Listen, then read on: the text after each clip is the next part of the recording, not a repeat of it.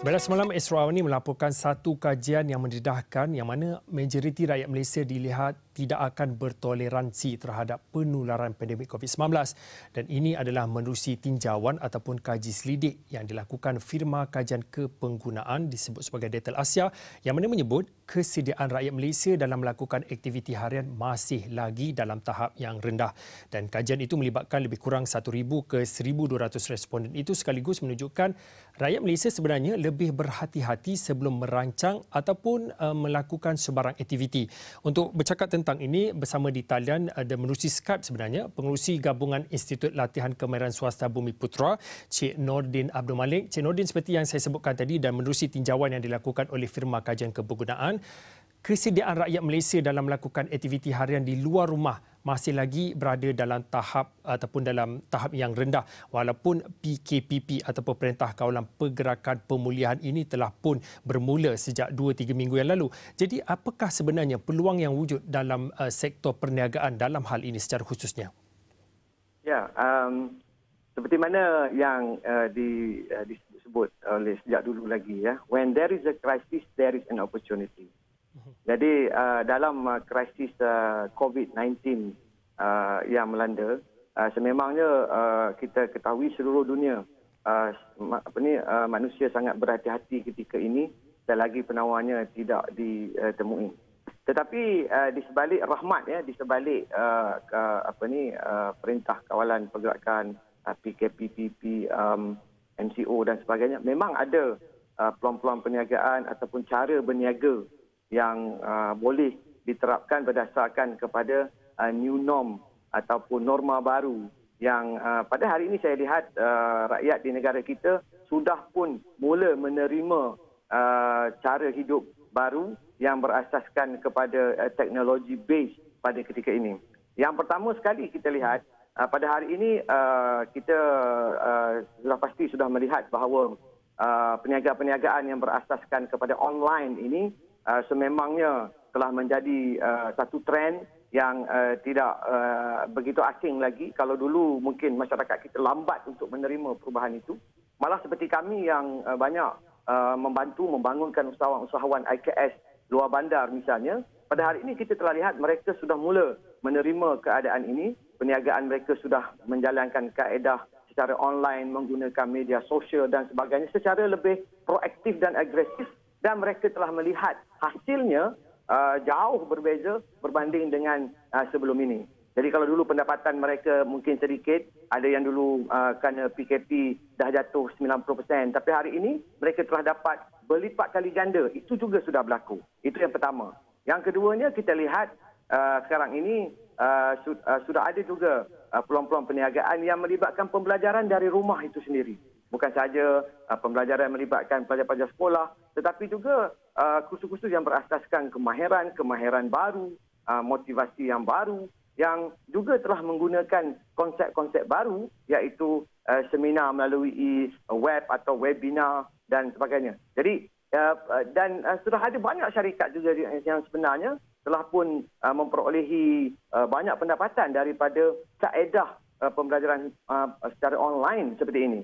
Kemudian yang ketiganya, kalau dulu kita lihat masyarakat kita sering menyebut tentang susah untuk mendapat pusingan modal dan sebagainya. Hari ini saya melihat ramai usahawan-usahawan kita yang sudah berjaya mengumpulkan modal pusingan dengan hanya melaksanakan sistem COD ataupun cash on delivery. Apabila pesanan telah diperolehi, bayaran telah dibuat dan mereka akhirnya barulah mereka menghantar pesanan tersebut. Jadi peniaga-peniaga ini tidak timbul masalah misalnya tidak berbayar, lambat nak dapat payment dan sebagainya, malah dapat payment lebih awal. Itu yang ketiga. Yang keempat, kita lihat gig industri ini telah menyediakan peluang pekerjaan yang begitu banyak kepada masyarakat hari ini kerana kita lihat pada hari ini kaedah pesanan melalui rumah bukan saja ianya berlaku kepada peniaga-peniaga kecil biasa, malah syarikat-syarikat pengeluar makanan terkemuka, fast food yang kita lihat pada hari ini, kadang-kala mereka tidak dapat untuk melayan pelanggan yang walk-in dalam tempoh yang singkat seperti dulu kerana mereka telah terpaksa melayan lebih banyak permintaan-permintaan yang dari rumah ini. Jadi kebanyakan yang terlibat dengan industri ini seperti mereka yang bekerja sebagai penghantar makanan dalam gig industri ini juga turut berkembang. Kemudian yang kelimanya saya lihat dari segi delivery system, pada hari ini kita lihat oleh kerana banyaknya pesanan-pesanan dari rumah dan sebagainya, syarikat-syarikat yang menawarkan khusus perkhidmatan kurier yang satu masa dulu bukanlah satu syarikat yang begitu gah dan besar. Tapi pada hari ini saya lihat di mana-mana pun mereka telah pun menambah cawangan, membuka lagi pasaran, malah ada pengangkutan yang lebih hebat lagi. Dan ramai orang yang sudah mula menerima untuk bekerja tidak malu seperti mana dulu. Kan? Okey, kemudian yang akhir sekali yang keenamnya kita lihat dalam bidang IT, pada hari ini manusia sudah mula menyedari tentang kepentingan ICT, bukan lagi IT, Information Communication Technology, untuk mereka kuasai. Dan hari ini, even kita lihat yang bersifat konservatif satu masa dulu, pada hari ini telah menjadikan ianya, mereka sedar bahawa ianya satu perniagaan yang sangat wajib. Jadi untuk itu, untuk mencapai semua yang saya sebutkan itu tadi, maka kita perlu bersedia dengan keadaan-keadaan, membuat persediaan supaya kita dapat merebut peluang daripada perniagaan yang berteraskan kepada pelanggan-pelanggan dari rumah ini yang mereka masih lagi tidak begitu berani untuk keluar ketika ini. Yang pertama sekali saya lihat, akses internet ya, ini perlu dipertingkatkan. Saya kesian melihat usahawan-usahawan di luar bandar misalnya. Mereka masih lagi berhadapan dengan masalah capaian internet yang begitu lemah ketika ini. Jadi apa kita nak bercakap pasal digital ekonomi? Ya, kalau kita lihat pernah berlaku pelajar mahasiswa yang sampai panjat pokok nak dapatkan akses internet yang baik.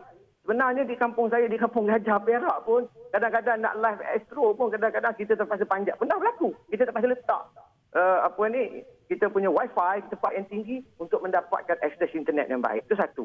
Yang kedua, saya lihat masyarakat kita pada hari ini juga telah menyedari bahawa mereka perlu kepada kemahiran-kemahiran asas baru dalam perniagaan mereka.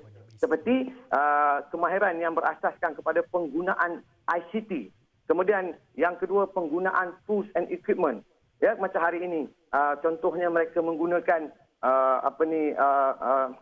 berseminar menggunakan kaedah Zoom meeting dan sebagainya. Tapi kita lihat, even masyarakat di bandar sendiri pun saya mengesan kadang-kadang ada yang masih belum pandai lagi menggunakan handphone dengan baik. Malah tak pernah dengar pun. Jadi ini adalah antara asas-asas yang kerajaan perlu segera lakukan, iaitu menyediakan mereka ini dengan kemudahan dan juga kemahiran-kemahiran baru. Kemudian yang ketiganya iaitu kemahiran dalam pemasaran secara online, media konten. Sebab saya lihat baru-baru ini apabila usahawan-usahawan kita ini berhadapan dengan masalah tidak boleh memasarkan pasaran mereka ketika PKP tempoh hari, kami sendiri telah mencuba dengan beberapa kaedah, iaitu mempertingkatkan media konten dalam penyampaian iklan mereka dengan kisah-kisah jenaka yang akhirnya menarik perhatian masyarakat, dan jualan mereka yang satu ketika mungkin sekitar 2-3 ribu, dalam masa 1 bulan setengah dah naik sampai 100 ribu pun ada. Jadi ini semua kerana perlunya mereka ini menguasai bukan sahaja dari sudut ICT tetapi juga daripada media konten. Kemudian yang keempatnya ialah bagaimana mereka ini perlu juga untuk menguasai pengurusan logistik. Jadi kalau mereka hanya tahu mengeluarkan produk, mereka boleh mendapatkan pesanan, tetapi mereka tidak boleh menguruskan logistik dengan berkesan. Ini juga akan menghadapi masalah apabila mereka nak mencapai matlamat perniagaan yang berpotensi itu tadi.